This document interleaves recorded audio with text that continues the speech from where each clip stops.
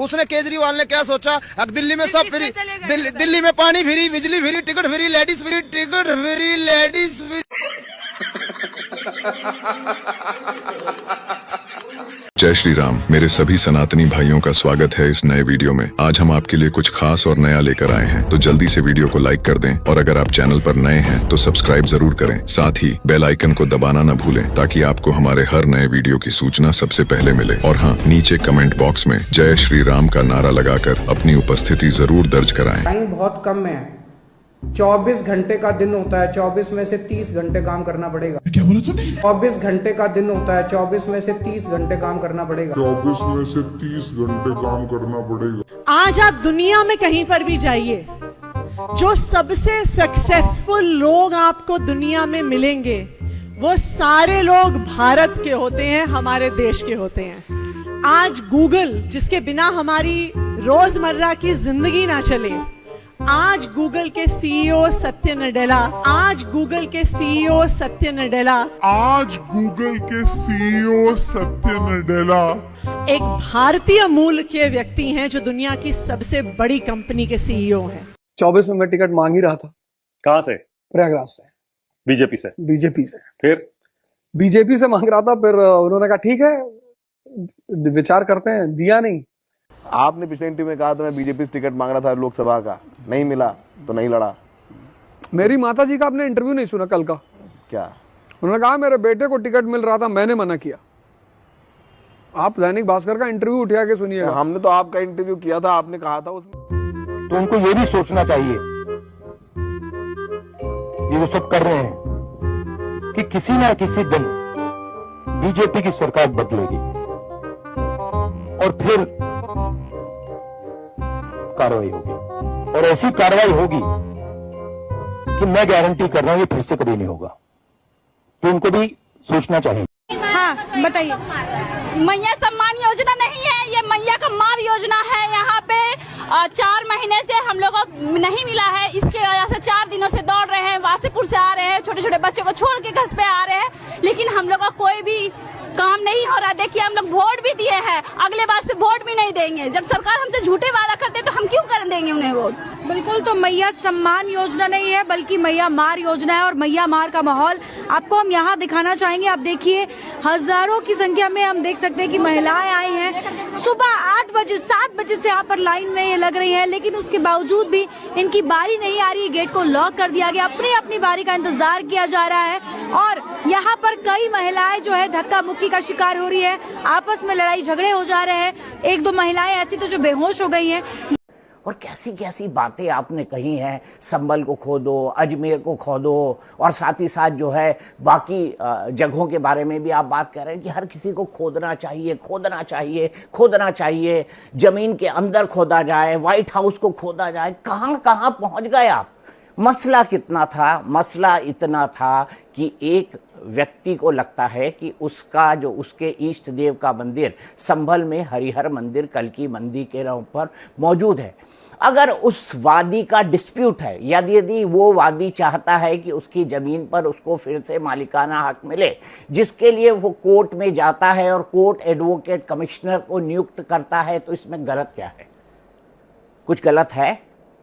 Court को क्या ये निर्णय देने का अधिकार नहीं है कि वो एडवोकेट कमिश्नर की नियुक्ति कर दे? एडवोकेट कमिश्नर किसी भी तरह से खुदाई नहीं कर सकता। ना तो संभल में खुदाई का आदेश जारी हुआ है, ना ही आप बदायूं की बात कर रहे हैं, वहां भी खुदाई का आदेश जारी नहीं हुआ है, और जो तीसरा आप बार बार अजमेर शरीफ की बात कह रहे हैं, वहां पर भी खुदाई का कोई आदेश जारी नहीं हुआ है। अमा एक निहायत ही नफरती जहरीले किस्म के इंसान ने कहा है कि भारत के मुसलमानों को बांग्लादेश के हिंदुओं से क्या मतलब? भारत के मुसलमान को बांग्लादेश के हिंदू से क्या करना है? तौबा तौबा तौबा, कीड़े पड़े इसके मुंह में। अरे बांग्लादेश तो अभी जुम्मा 70 साल पहले कांग्रेस की कुनीतियों के कारण हमारे देश से अलग हुआ है। बांग्लादेश के हिंदू तो हमारे भाई थे, हैं और रहेंगे, खुदा कसम। लेकिन कोई इस नफरती टट्टू से पूछे क्या इसके अब्बा गाजा गए थे या गाजा से कोई इसके घर आया था, जैसे गाजा के गुंडों से इतनी मोहब्बत है। गाजा में सीज फायर कराए, गाजा में एक ह्यूमैनिटेरियन कॉरिडोर को खोला जाए। देखा इन नफरती तत्वों को, इसलिए मेरे हिंदू भाइयों, एक रहिए, नेक रहिए। और हाँ, जो खुद को अरब के लुटेरों की औलादें बताते हैं, अब उनके घर में बुलडोजर चले या बम, हमें भी कोई मतलब नहीं होना चाहिए। जय जय श्री राम। पहले इस कुत्ते का वीडियो देखो। जिस देश का संविधान भगवान को भी न्याय दिला दे, सोचो कितना महान होगा वो इंसान जिसने संविधान लिखा है। अबे नीले अड़ू, अगर तुझे ये लगता है कि राम मंदिर का फैसला कोर्ट ने सुनाया था तो तू निहायती मूर्ख है। राम मंदिर का फैसला केवल समझौते पर हुआ था, वो भी कोर्ट के बाहर। उतनी जगह दे दी गई थी मस्जिद के लिए और उतनी जगह छुड़वा दी गई थी राम मंदिर के लिए।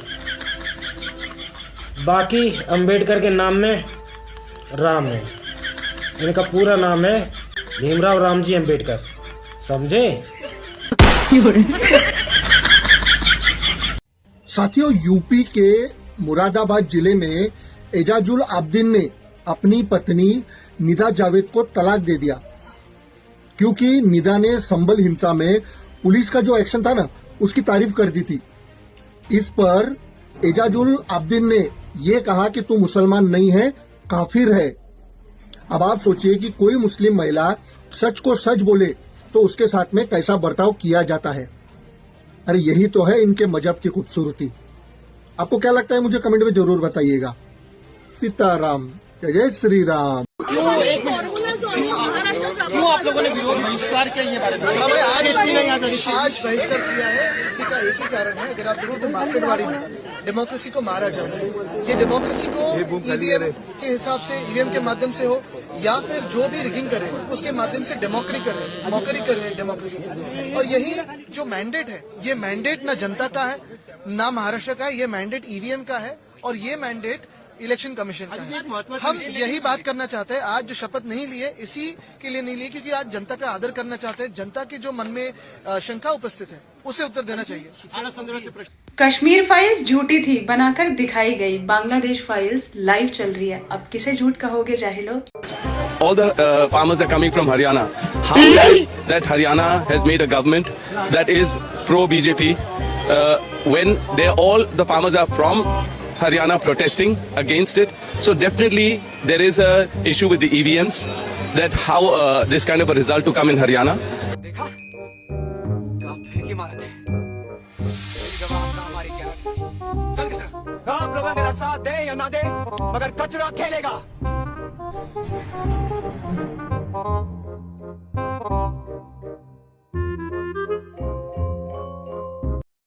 एक गधे को घोड़ा बनाने के चक्कर में कांग्रेस का पूरा अस्तबल खाली होता जा रहा है।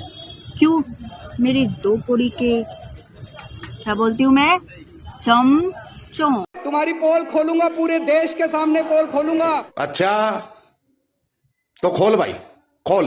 पूरे देश को बताऊंगा कि कैसे तुम महाराष्ट्र चुनाव जीते, कैसे तुम हरियाणा चुनाव जीते। करना मेरा, पूरे देश ने पता है जलेबी खा के जीते, जलेबी खा के। ईमानदारी से चुनाव नहीं जीतते तुम लोग। हाँ, ईमानदारी का सारा पलटन तो इन आपके पाप के पास है। चिंता मत करो, तारे पाप का टंका अब भर चुका है, जो फूटेगा नहीं बल्कि दिल्ली की जनता के द्वारा ब्लास्ट करा जाएगा, ब्लास्ट। ईमानदारी से चुनाव नहीं जीतते तुम लोग। मतलब थारी 70 में तो 67 सीट आ जा तो वो अच्छी, वो ईमानदारी। थारी 70 में तो 63 सीट आ जा, वो भी ईमानदारी। और दूसरे की यदि सरकार भी बन जा तो वो गलत है, वो गड़बड़ है।